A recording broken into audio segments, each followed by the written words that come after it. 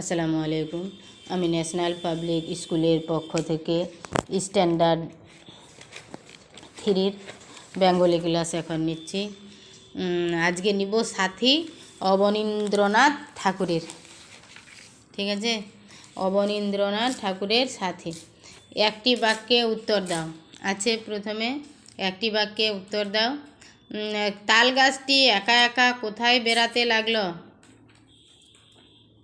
কোথায় বাড়তে লাগলো হবে, এখানে বেড়াতে হয়ে গেছে না, বাড়তে, ও যে বেড়ে উঠছিল ওই কথাটা এখানে বলা হয়েছে, তো এখানে হবে কোথায় বাড়তে লাগলো।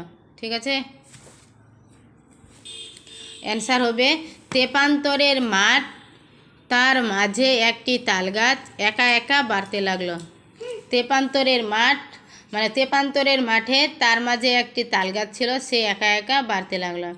তেপান্তরে অ্যান্সারটা হচ্ছে তেপান্তরের মাঠ, তার মাঝে একটি তাল গাছ একা একা বাড়তে লাগলো।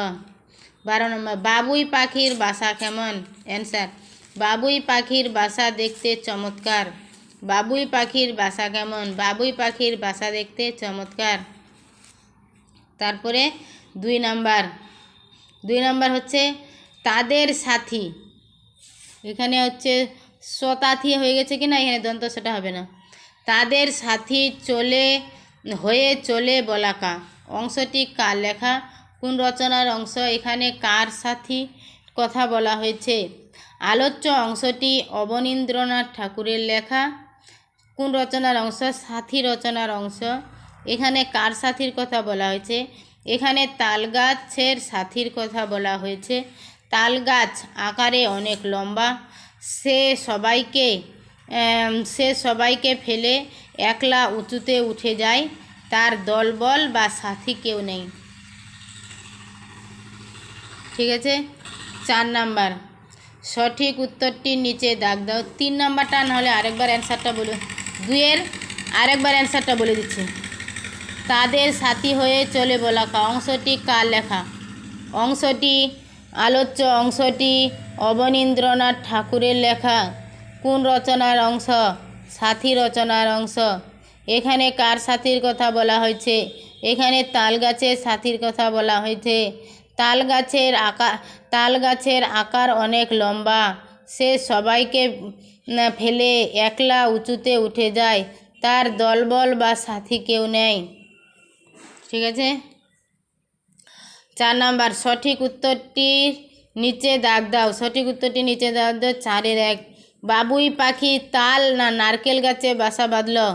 অ্যান্সার বাবুই পাখি তাল গাছে বাসা বাঁধল।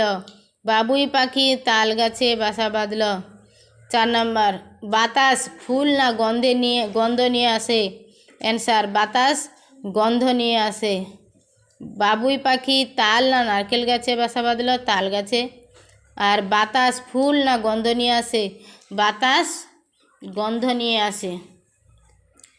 ঠিক আছে, এখানে আছে 5 নম্বরে বিপরীত শব্দ লেখো। একলা হচ্ছে যৌথভাবে বা দলভাবে, দল বেঁধে বা যৌথভাবে, দল বেঁধে বা যৌথভাবে।